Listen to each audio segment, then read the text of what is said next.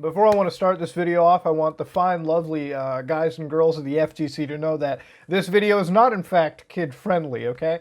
No, I'm not here to babysit your children, and I'm here to talk about, some really adult stuff, stuff for grown-ups, big boy people. So now that that's said, now that that's all done, maybe this video won't be a $40,000 fine to me. Now, if you all been following this whole thing, I've really been into it. A lot of your favorite content creators have been too, but it's one of those things I finally want to finish off. Right? Consider this the fucking YouTube 2019 bullshit trilogy. Okay, this is the final episode, and like all final episodes, they have a lot to live up to. I hope that at the end of the day I can put some finality into this, I can be done with it, and we can go on our merry way and talk about absolute stupidity on the internet. Now, ladies and gentlemen, if you haven't followed, all right, basically kid entertainers on the internet, you're fucked. Okay, like the new guidelines, this actually kicked in. When I was uploading a couple videos yesterday, it actually told me, make sure you set your channel so that it's for fucking kids, or it's not for kids. Or sometimes you may go half and half. Maybe you like to appeal to the kiddies, maybe you don't. Now, I obviously went in there and said, no, my channel is not kid-friendly. If you thought my channel was kid-friendly, then you got a lot to learn, let me tell you. Now, this opens Muda up to some potential issues. Could I be fined 40 grand? Maybe as an operator of content on the internet, I could actually be fined by the FTC. I don't know. If it happens, fuck. I mean, I guess I might as well spread my cheeks and get ready to be clapped. But until then, I'm going to look away and be a little positive. But if you're a children's entertainer like, I don't know, FGTV or Dennis, where your content is, all right, buckaroos, let's line up for Roblox, or, hey guys, let's play that Hello Neighbor, or some fucking kids game, I don't know, then guess what? They're fucked. I'm sorry to say, if you review children's toys, you're fucked. If your content is anywhere near aiming children, you're fucked. You know, I used to think that making adult content on this website was a little sketchy. You know, people said, wow, Moody used the F word. Oh my God, that's an instant yellow Dolan. Well, guess what? If you're even trying to not say it, if you're trying to be kid-friendly, bro, you get red Dolaned and fucking spanked by the FTC. Let me tell you, if you lie about it, that is. Now, in order to continue this video, I realized that in order to survive on modern day YouTube, I have to have like a good second of catharsis, I would say. So you really have to have like an element of Tourette's when you're making video nowadays, where you go like, piss in the ass!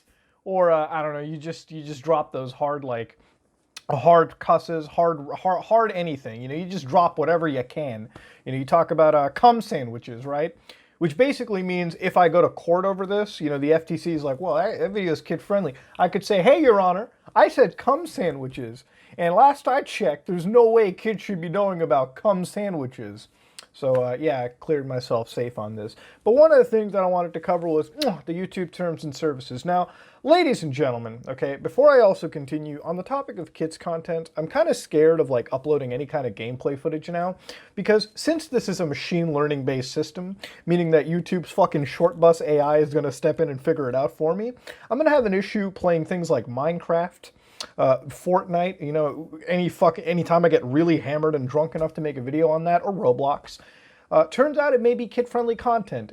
So anytime we make Minecraft videos or Roblox, we might as well be going to Daddy's strip club in those games, because that's the only way I can see those games being fucking adult-oriented. But anyways, let's go to the YouTube guidelines. Now this sheet is the YouTube terms and services. And this terms and services is abbreviated a little bit, so it's a little easier to read. Oh my God.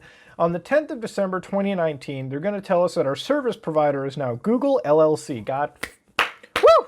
All right, that's some interesting information we really needed to know. God, Google owns YouTube? Man, you must be living under the most intense rock in the world if you didn't know that by now. The best part is about this, your content and guidelines.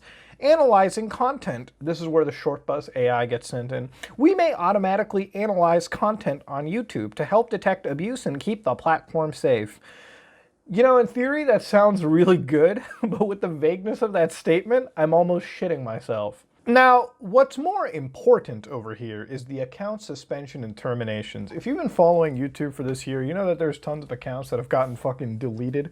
You know, Thanos snapped out of existence. Some of them have come back. Some of them are just gone forever. It's actually kind of scary if you live in YouTube. It's almost like the Dark Ages, you know? If, like, you do one thing wrong, YouTube just, like, Thanos snaps you out of existence. Now, if we go to the account suspension and termination, a lot of this seems normal. Let's go piece by piece. Terminations by you. I mean, if you want to end your YouTube career, you absolutely can. End game yourself. Terminations and suspensions by YouTube for cause. YouTube may suspend or terminate your access, your Google account, and your Google account's access to all of part of the service. If you materially or repeatedly breach this agreement, we are required to do so to comply with a legal requirement or court order, or we believe that there has been conduct that creates liability to harm to user or third. Oh, so all the 3 a.m. channels just get to do what they want. I'm pretty sure they're harming the fucking mindset of our youth these days. But hey, you know, I'm gonna keep the motherly tendencies to myself. All right, there's a time and place. Terminations by YouTube for service changes. YouTube may terminate your access or all or part of a service in its sole discretion. The provision of your service to you is no longer commercially viable. So, am I reading that shit right? What the fuck? Commercially viable? What the hell do you mean? What do you mean, like, if I ain't making daddy any money, he's gonna stop pimping me? What the hell is this? What is this? Is this a 2-bit brothel? Am I gonna go onto the website and if I'm not pimping my pussy out enough, I'm just gonna get kicked out of the platform? What's going on? I'm using a lot of these adult references so the FTC doesn't find me. You understand right now? I really don't care about anything else but the $40,000 fine. This is not a kid-friendly video. Notice for termination or now they're going to give you like notices and whatnot, and like you can appeal to it. You can say, "Don't spank me." Most of the times you'll probably get away with it, but fuck me, it's scary reading some of this. Now, before like you fucking think that this is fear mongering or anything, there's actually a statement made by YouTube about this, and we're gonna look through that statement real quickly if I can just dig it out. This is actually based directly on that point that we read. There was a tweet by somebody called Miracle Man who said, YouTube's new terms of service, they will possibly terminate them. Okay, it looks like they lost their livelihood, passion, audience, and all that good stuff. Now, YouTube actually responded. This is Team YouTube. To clarify, there are no new rights in our terms of services to terminate an account because it's not making money. As before, we may discontinue certain YouTube features or part of the service. For example, if they're outdated or have low usage. This does not impact creators, viewers in any new ways. Now, this I actually can kind of believe from YouTube. I want to give them the benefit of the doubt. But the problem I have is with the vagueness of these terminologies. Like something like, you're no longer, if the provision of the services to you is no longer commercially viable. To me, it sounds like if I'm not making YouTube enough money, if the content you are uploading is not able to be advertised on, meaning that they cannot monetize your content, whether you like it or not, then they can revoke you service at all. To me, I give YouTube the benefit of the doubt because you gotta believe this is Google running it. You think Google doesn't have the time or patience? I said earlier, YouTube is a giant AI farming machine too, and they're not gonna kick people out because they're not commercially viable. This website has been operating on break even for years. Now, of course, at a loss because of the fucking practices YouTube heads have put and the weird position they put Alphabet and Google in, which I discussed last time, 2 times ago. But the thing with this is, to me, it sounds really vague. But if you look further into it, a lot of this does detail certain features that YouTubers get as their channels grow in size.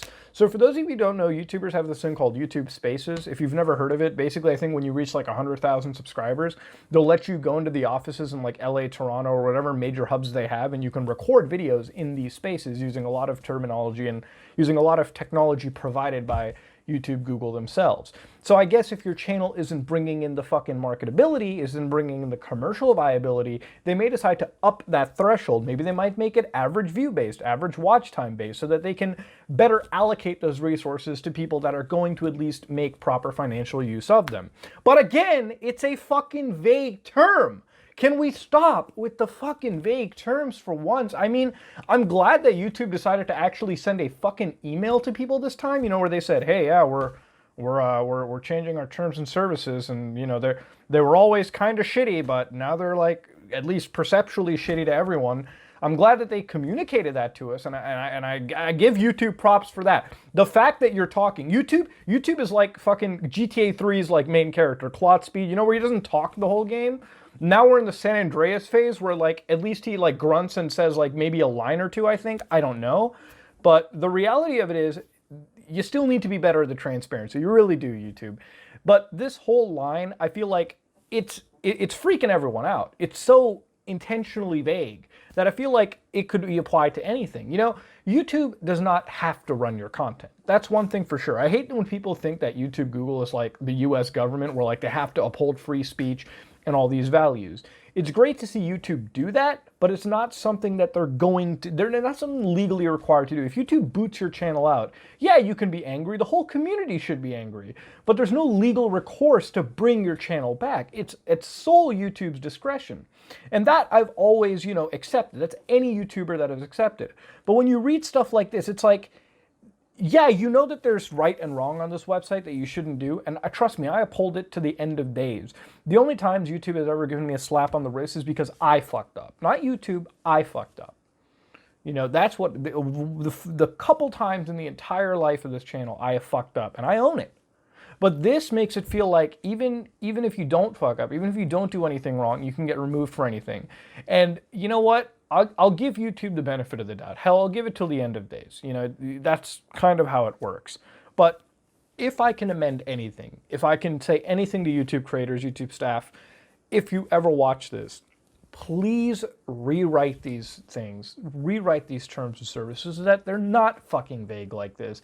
People aren't fear-mongering on Twitter because of this. You don't have to be responding to this stuff on Twitter. If this is about YouTube Spaces, if this is about services you're providing to content creators that you really aren't advertising constantly, just let us know that. Because to everyone who's reading it, it sounds like if you're not bringing in the money, they're just going to boot you out. Please get in touch and fix it. That being said, ladies and gentlemen, I think that's all I really have to say about this. It's a fucking weird situation.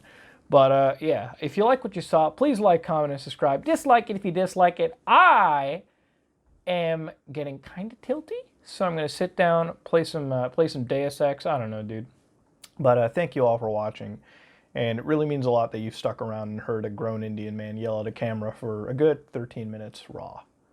This is me, Muda, and I am pretty moist.